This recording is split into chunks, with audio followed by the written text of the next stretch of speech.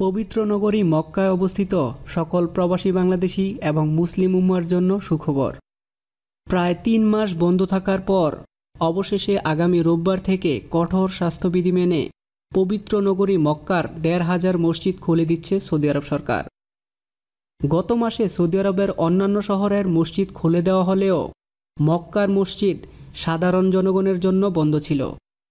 আগামী রোববার ফজরের নামাজের সময় থেকে মক্কা নগরীর ১৫৬০টি মসজিদ খুলে দেওয়া হবে। শুক্রবার গালফ নিউজে প্রকাশিত এক প্রতিবেদনে এমন তথ্য জানা গেছে। মক্কার মসজিদগুলো খুলে দেওয়ার শর্ত হিসেবে সতর্কতামূলক ব্যবস্থা হিসেবে প্রত্যেক মুসল্লিকে জায়নামাজ সঙ্গে করে নিয়ে এবং নির্দিষ্ট শারীরিক দূরত্ব বজায় রেখে নামাজ আদায় করতে হবে।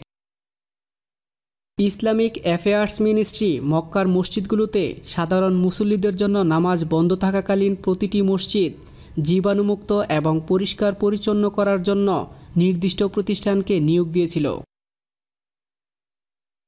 গত কয়েকদিন ধরে স্বেচ্ছাসেবকরা মক্কার মসজিদে মুসল্লিরা কতটুকু নির্ধারিত দূরত্বে দাঁড়িয়ে নামাজ আদায় করবেন সেগুলোর জন্য কার্পেটে চিহ্ন আঁকায় ব্যস্ত সময় কাটিয়েছেন বলে গালফ নিউজে উল্লেখ করা হয়েছে।